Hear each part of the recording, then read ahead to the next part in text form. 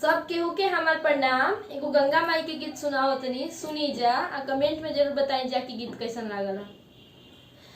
अब तमु भीजेला तमु डोरी, अब तमु भीजेला तमु डोरी, अब भीजेला नवसाइलो गंगा जी बढ़ी अइली, अब भीजेला नवसाइलो गंगा जी बढ़ी अइली, अब तमु भीतर भीजेले कवन राम, अब तमु भीतर भीजेले कवन राम, उनु करी धनिया